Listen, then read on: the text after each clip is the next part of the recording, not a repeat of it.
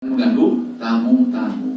Sebab kalau sampai tamunya diganggu berarti sama dengan merusak, mengganggu, merendahkan harga dirinya sebagai tokoh, sebagai ustadz, sebagai nabi, apalagi.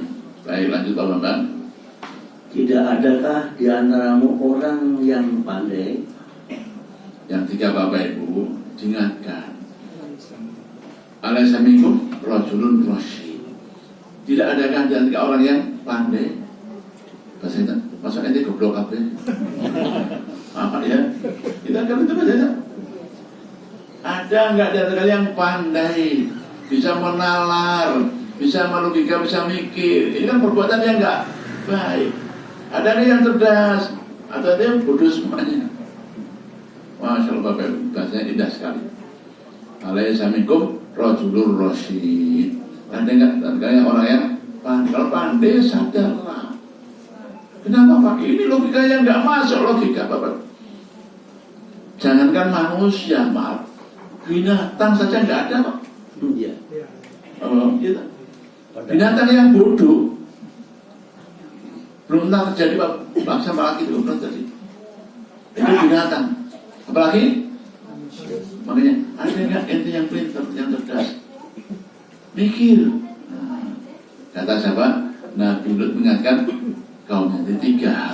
Pertama, bertakwa kepada Allah. Kedua, hormati kehormatan keluargaku. Ketiga, jadi orang yang cerdas. Jadi orang yang cerdas, yang pandai. Karena ini perbuatan orang bodoh, bahkan lebih bodoh daripada binatang. Ya, Bapak lanjut. Mereka menjawab, sesungguhnya engkau pasti tahu bahwa kami tidak mempunyai keinginan syahwat terhadap putri-putrimu. Koma, Bapak, dasar Bapak. Apa? Dasar apa? Sudah nafsu Bapak. Kenapa? Kesetan. Diingatkan nggak majas. Tadi kan katakan, kaumku, buat jangan kalau ini perempuan-perempuan. Kata mereka apa? Nggak butuh perempuan. Dasar sudah kesetanan Pak ya. Nabi Muhammad. Padahal itu logis, itu fitrah. Tapi karena nafsu, karena apa? Nafsu. Ini bahayanya nafsu Pak. Saya kali bawain Bapak Ibu. Kenapa manusia harus menahan nafsu? Caranya berlatih menahan nafsu. Sebab kalau nafsu sudah menggelora Pak, Masya Allah, mata, buta, telinga, tuli, apalagi otak nggak main. Mereka apa? Nafsu. Ya. Karena ada cara untuk mengendalikan nafsu. Apa itu? Puasa. Apa itu? Puasa. Iya Pak. Termasuk maaf ini solusi bagi mereka yang belum menikah. Gitu. Nafsunya menggelora Bapak Ibu. Kata Nabi, menikah. Kalau belum mampu, puasa. Sebab kalau dengan puasa bisa menahan nafsu. Mereka Pak, kalau sudah kandung nafsu, Masya Allah, diingatkan baik-baik. Saya nggak butuh perempuan. Baiklah hak. Ya Allah, dasar sudah ke pasukan syaitan Bapak Ibu ya. Dikatakan tidak butuh perempuan. Lanjut Pak Bambang. Dan engkau tentu mengetahui apa yang sebenarnya kami Masya kehendaki. Allah, Bapak Ibu. Kata mereka, Lot, ini bahasa mereka Lot, nanti pura-pura nggak tahu aja. Bahasa saya. Kan kamu tahu toh, kita tuh maunya apa? Oh, Masya Allah. Segitunya Bu. Artinya apa? Sudah mati Pak itu nafsunya apa? Artinya. Karena itu udah tahu maunya kita kan begini. Masya Allah. Segitunya Bu. Sampai segitunya. Kenapa? Nafsunya sudah menutup semua indra mata, indra hati, indra semuanya Pak. Udah gak majas, udah gak mempan. Ya, katakan gak butuh perempuan, dan bahkan katakan kan ente tahu, saya kan maunya kan laki-laki. Oh, ya sudah. Artinya apa? Sudah mentok Pak. Sudah Pak? Mentok. Apanya? Nasihatnya mentok. Nafsunya mentok. Kalau gitu sudah, nanti Pak tunggu tanggal mainnya nanti. Kajian yang akan datang. Jelas? Kapan? Yang akan datang. Udah gitu. Logika sudah nggak main. Karena nafsu sudah. Kalau itu coba aja tanggal mainnya. Apa itu? Kajian yang akan datang insya Allah. Murka Allah, adab Allah Subhanahu wa ta'ala. Ini Bapak Bang, barakallahu fikum Bapak Ibu, berbagi kisah dibalik kisah kaum Nabi Lut. Sayangnya Bapak Ibu hari ini subhanallah ya, di negeri kita ya sudah sangat amat mengkhawatirkan. Anehnya lagi ada yang melindungi, ada yang membela dengan berbagai alasan. Bukan orang lain Pak, yang beli orang kita sendiri, tokoh-tokoh kita sendiri, para ilmuwan, para intelektual, kaum berbeda. Alasannya hak asasi. Apa? Hak asasi. Nah, Bapak Ibu ini kalau dulu ada Umar bin Khattab, halo, Umar bin Khattab, rawa Bapak Ibu, gitu. Umar, ini kan takdir Allah, hak asasi kita, baik. Saya mumpung kamu juga asasi saya. Nah, ya. Saya sudah nggak ada Umar bin Khattab. Hari ini, masya Allah mereka makin moncer Bapak Ibu ya. Bahkan di TV-TV sudah menuntut haknya untuk nikah sejenis. Ya tinggal tapi sudah mentok apa? Tinggal tunggu apa? Ya, murka dari Allah Al-Blamintari. Baik, demikian Bapak Ibu, monggo yang mau menanggapi, yang bertanya silakan.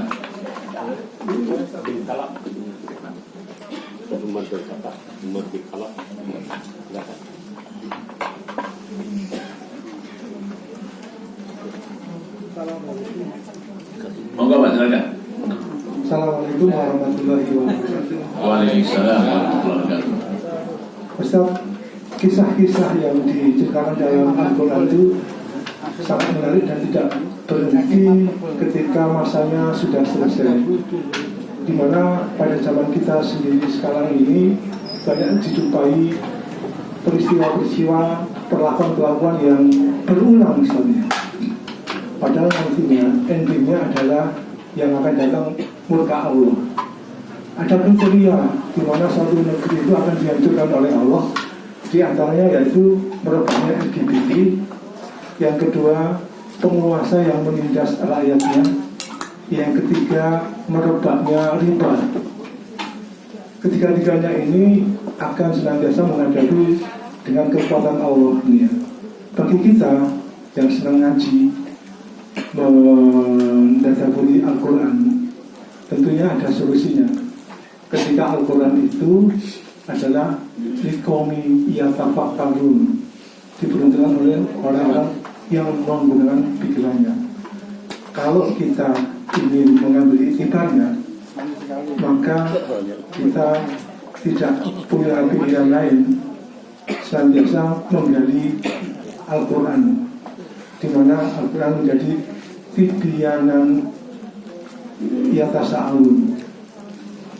Jadi Al-Quran sebagai petunjuk.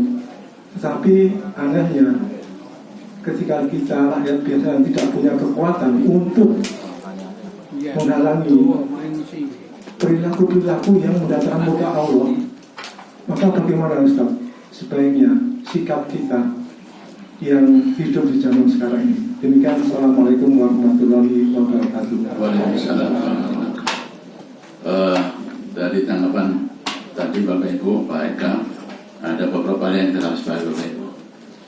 Memang betul Pak Eka bahwa Al-Quran itu solihun likuli zaman wa makan. Quran itu cocok di segala zaman dan tempat. Sehingga kalau kita baca kisah siapapun, apalagi Nabi-Nabi dulu tahun berapa ribu yang lalu, cocok dengan kondisi hari ini. Karenanya Quran mukjizat yang kekal. Beda hanya dengan tongkat.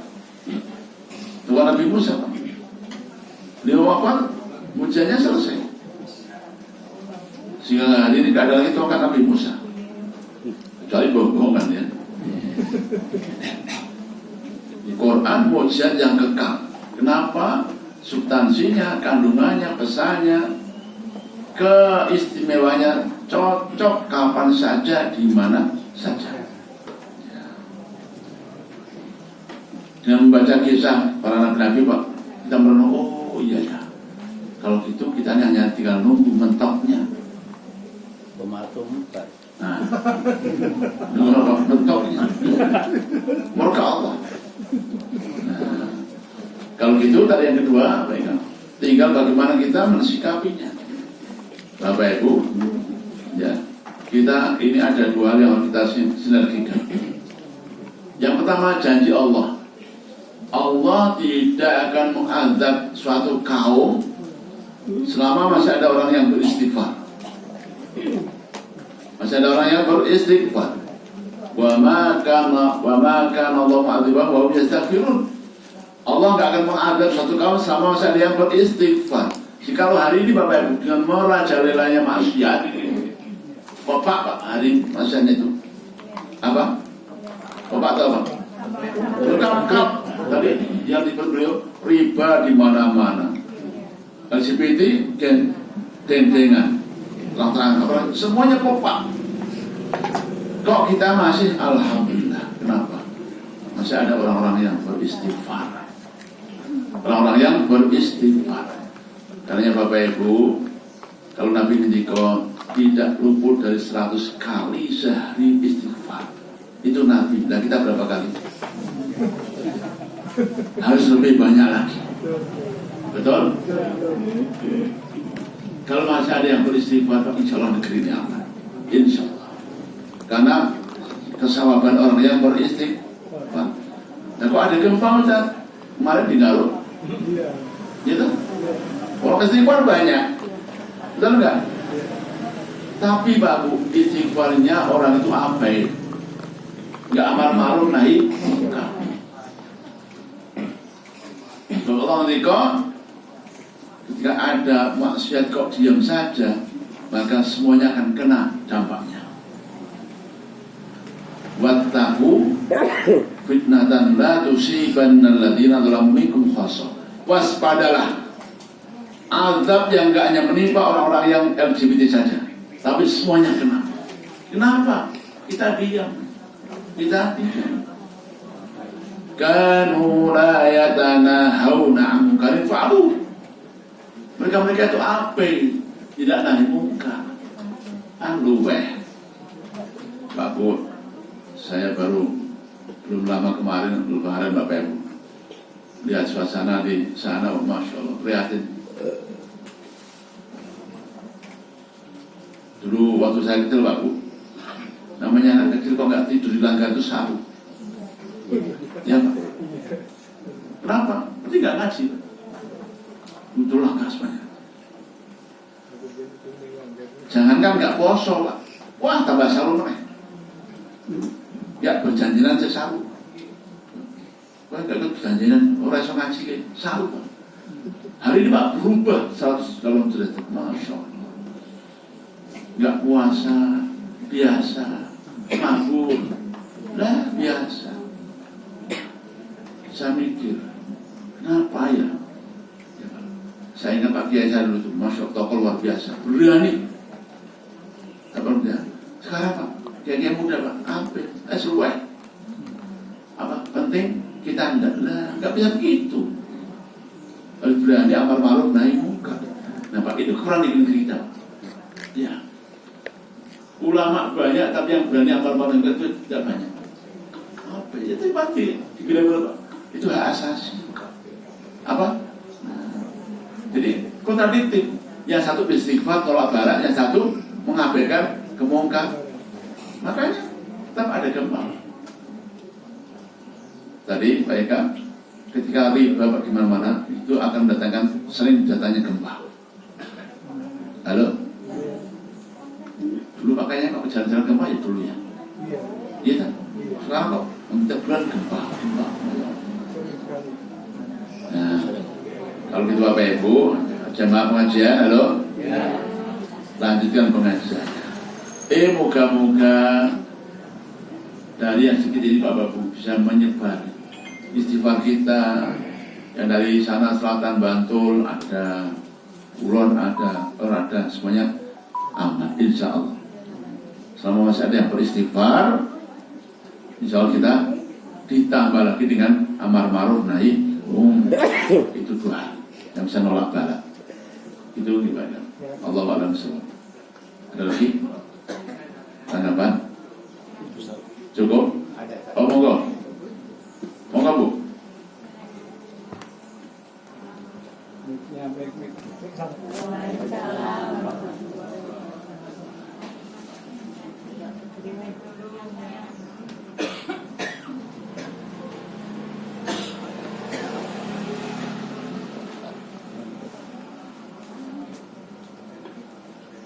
Belum ada Bu, baiknya. Ya sudah.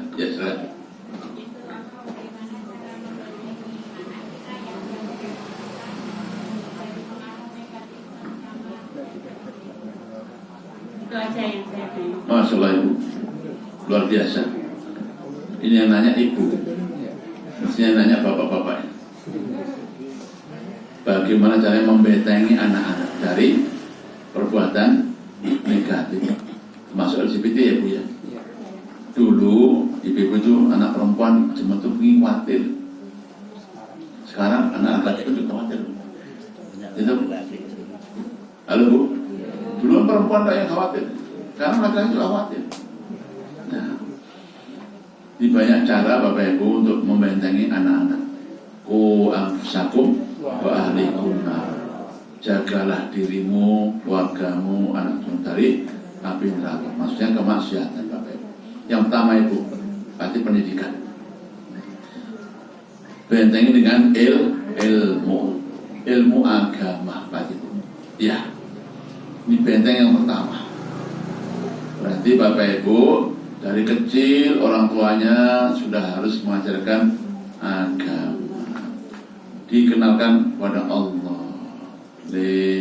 Allah Maha Tahu, Allah Maha Mendengar, Allah Maha Adil. Sehingga kita kapanpun, dimanapun Allah tahu. Jangan main-main. Kalau Anda bohong, Ibu nggak tahu, tapi Allah tahu. Yang ini paling dasar namanya akidah. Dikenalkan dengan Allah. Itu ilmu agama, Ibu. Jadi jagalah anak Anda dengan ilmu, namanya ilmu agama. Pertanyaannya, Ustaz, kita nggak punya kemampuan itu. Cari yang bisa mendidik agama. Di mana itu? Ya sekolah-sekolah agama kan. Sekolah-sekolah agama. Dulu Bapak Ibu, anak-anak itu nyanyinya topi saya dulu. Sekarang Tuhan saya Allah. Allah teknisnya dari PAUD TK sudah dikenalkan oleh guru ustadzah-ustadzahnya. Lumayan tadi. Kenapa orang tuanya sibuk? Betul enggak? Sekolah-sekolah agama. Nah, keyakinan kita hari ini, insya Allah yang masih cukup baik, bahkan terbaik adalah pondok pesantren dengan agama itu. Apa? Pondok pesantren. Diawasi ustadznya di pondok, diajari ilmu agama, dilatih dengan pembiasan-pembiasan pondok agama. Ya, jadi Bu yang paling pertama bekali ilmu, pertama ilmu agama. Caranya didik dengan baik oleh orang tuanya, kalau nggak di sekolah agama, kalau nggak di pondok pesantren. Berikutnya Bapak Ibu lingkungan. Itu kenapa kata Nabi, cari tempat yang baik, bid'ah Islamiyah Bapak Ibu. Sehingga kalau tidak maka wajib hijrah punya. Kenapa wajib hijrah? Kalau di rumah itu, di kampung itu, negeri itu tidak bisa menjaga agamanya, terganggu keimanannya, maka wajib hijrah hukumnya. Nah, kalau dianalogkan hari ini Bapak Ibu, kalau dianalogkan hari ini, memang kadang-kadang ada yang cari rumah yang elit, bagus, betul nggak? Betul nggak? Kelompok rumah yang bersih, sejuk, ini orang bersih. Ada nggak? Banyak. Kira-kira Bapak Ibu yang perumahan itu mau jemaah keluar sana? Kayaknya kok juga langka ya. Nah, lingkungan ya baik, yang ada masjidnya, ada pengajiannya, ada TPA-nya, ada itu. Sehingga cari yang ada masjidnya, ada pengajiannya. Itu menjaga lingkungan. Nah, kenapa Ibu kita kumpul ini? Kenapa lingkungan kita? Ya, karena lingkungan kita. Itu caranya untuk melindungi anak. Ya, tentu pengawasan tiap hari. Halo Bu, hari ini diawasi. Assalamualaikum nak. Iya mak, di mana pengajian? Pada Timur. Tahu? Iya kan? Di Bapak Ibu maaf ini jamaah haji Bu, jamaah haji. Jadi cerita pada saya, Ustaz, alhamdulillah anak-anak sudah bekali HP semuanya bagus untuk awasi. Anaknya tinggal di HP semuanya. Betul. Ya. Solo seru. Lona di mana? Iya mah di rumah. Pada sampai Solo bapaknya, gitu. Sedekat. Ya. Terus cerita, Assalamualaikum di mana lah? Iya mah. Baru di mall siapa yang tahu? Halo Bu.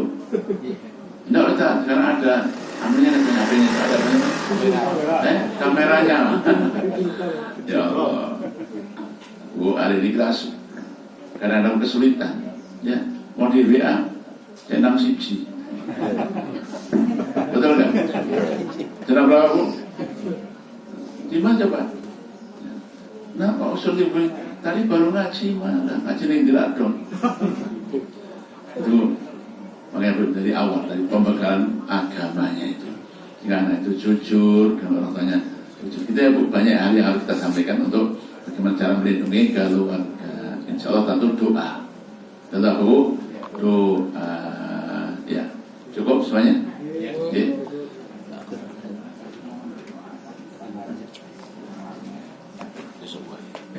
Pak Sumarno, ini siapa?